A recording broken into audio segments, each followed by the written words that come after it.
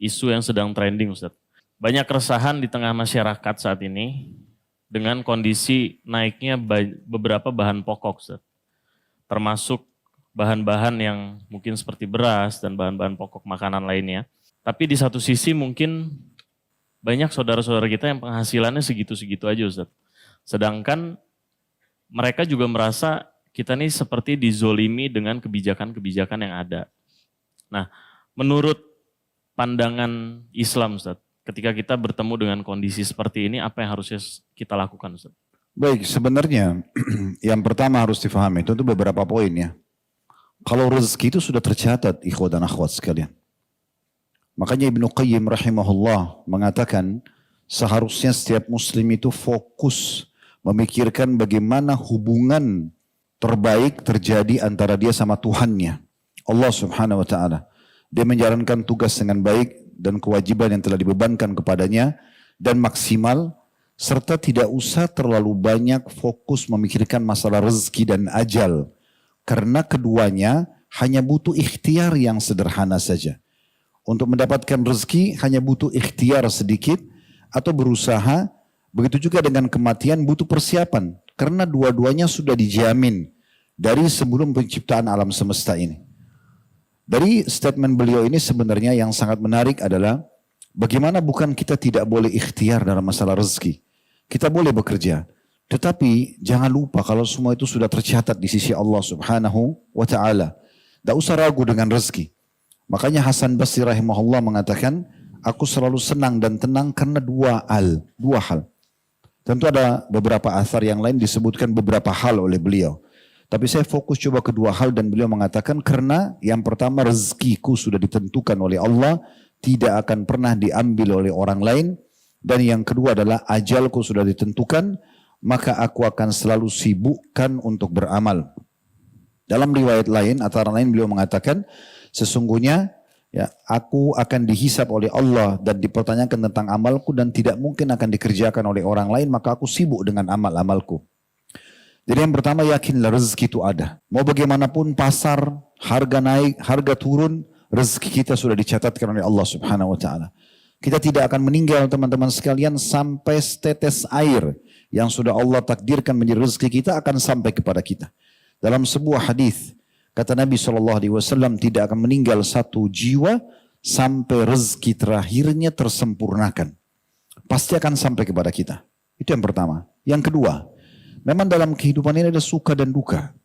Tidak semuanya adanya suka. Kita memang akan ada nikmat supaya kita bersyukur, ada cobaan supaya kita bersabar.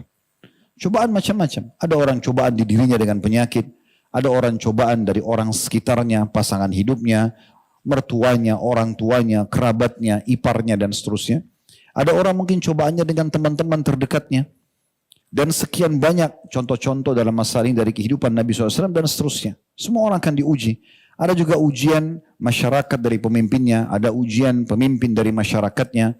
Maka hal-hal yang seperti ini ujian dari Allah subhanahu wa ta'ala. Tugas kita bersabar.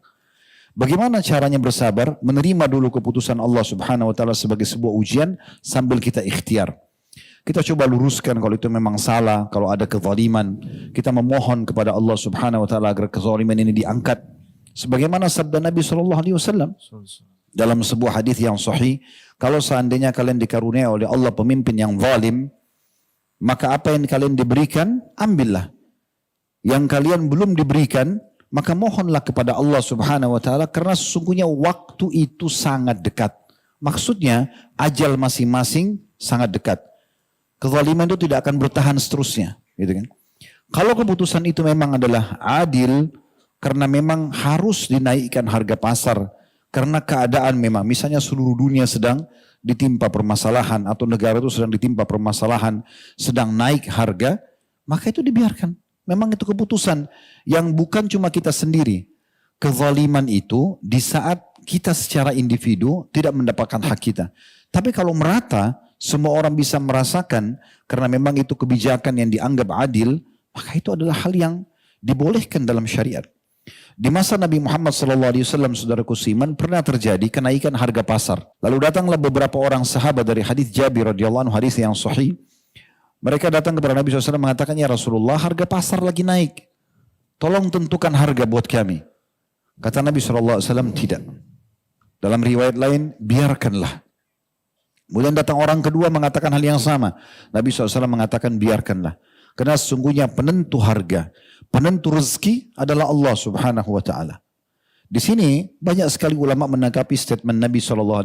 Kenapa beliau sebagai pemerintah tidak menentukan harga dan membiarkan pasar? Karena beliau tahu tentang kondisi di masa itu. Maka kita di sini teman-teman sekalian bersabar.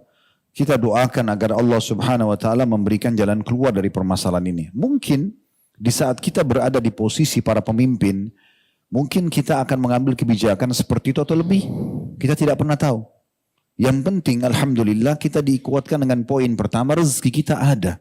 Akan sampai kepada kita dengan izin Allah Subhanahu wa ta'ala. Maka tidak perlu khawatir dengan masalah ini. Tapi tetap tadi saya bilang di poin selanjutnya bersabar. Artinya sabar itu terima keputusan Allah Subhanahu wa ta'ala sebagai ujian tapi sambil ikhtiar. Yang suaranya bisa sampai di saat ini memang adalah kezaliman disampaikan. Seperti tadi sabda Nabi SAW, apa yang kalian diberikan ambillah, yang kalian belum diberikan mohonlah kepada Allah Subhanahu wa ta'ala secara langsung. Ketahuilah waktu itu sangat dekat. Kan begitu. Kalau keputusan itu adil, maka kita berdoa kepada Allah Subhanahu wa ta'ala semoga Allah berikan solusi dari permasalahan buat negara misalnya, ya, atau keadaan yang sedang ada supaya bisa kembali normal dan seterusnya. Caranya supaya kita bisa mengetahui tentang kondisi dan keadaan nikmat Allah yang ada kepada kita walaupun sebenarnya ujian sedang ada. Coba perhatikan orang yang lebih berat dari kita. Coba perhatikan kondisi orang yang lebih berat daripada kita. Jangan sampai teman-teman kita hanya sakit flu saja, kita sudah menganggap seperti sudah terjadi kiamat. Padahal di sekitar kita ada orang yang flu dan demam. Kalaupun kita flu dengan demam, ada orang flu, demam dan rematik. Ada orang stroke. Ada orang yang sekarang di masa ini, saya terus mengikuti keadaan teman-teman kita di Gaza, mereka makan rumput, gak ada makanan. Rumput, mereka cabut rumput, mereka makan. Sisa-sisa makanan yang sudah tidak layak dimakan, makanan-makanan hewan, mereka ambil. Karena tidak bisa lagi hidup. Seseorang anak muda di sana sekarang, mengirim sebuah cuplikan, dia meminum air dari bekas, maaf saya bahasakan WC. Air-air dari saluran pembuangan, mereka tidak bisa lagi punya air. Tapi dia dengan mengatakan, Alhamdulillah, tidak ada air lagi, saya mati kalau tidak minum. Tetapi saya merasakan air ini seperti air yang suci dan air yang sehat, karena saya tidak punya yang lainnya. Anak kecil, sudah nggak ada lagi orang tuanya. Terpaksa tidur di jalan, musim dingin sekarang. Di Palestina beberapa wilayah turun salju. Lihat keadaan mereka teman-teman sekalian. Kita cuma sekedar misalnya ada sedikit harga naik, tapi antum masih bisa makan. Termasuk di negara kita, Masya Allah, Tabarakallah. Artinya dengan adapun yang naik. Bukan saya membela kalaupun ini ada keputusan zalim. Saya tidak katakan juga itu zalim. Tetapi kita bisa melihat dengan kacamata yang berbeda tentang kondisi dan keadaan orang lain. Terlalu banyak orang yang lebih besar ujian daripada kita. Sampai hari ini di beberapa negara di Afrika setiap hari itu bisa dikatakan ribuan orang meninggal dunia karena kelaparan. Karena penyakit, mereka tidak ada obat. Mereka tidak punya pakaian dan segala macam hal. Kita Masya Allah bisa beli pakaian, masih ada pekerjaan. Cuma mungkin ada perubahan harga di barang. Kita coba ikhlaskan menerima keputusan Allah. Kemudian kita coba ikhtiar tadi saya bilang. Kalau itu zalim, minta sama Allah diberikan solusinya. Bukan supaya dibalaskan, tidak. Bagi supaya Allah berikan jalan keluar. Kalau itu adil, Allah juga memberikan pahala orang yang sudah berijtihad dan tetap mengembalikan kenormalan. Jadi coba lihat teman-teman keadaan-keadaan seperti ini, ya, supaya kita bisa sadar ternyata ada orang yang lebih berat daripada kita. Bahkan Nabi SAW mengatakan dalam sebuah hadis yang sahih, kalau sedang memuncak ujian Allah kepada kalian, ada musibah, ingatlah musibahku. Karena musibahku itu akan meringankan musibah kalian.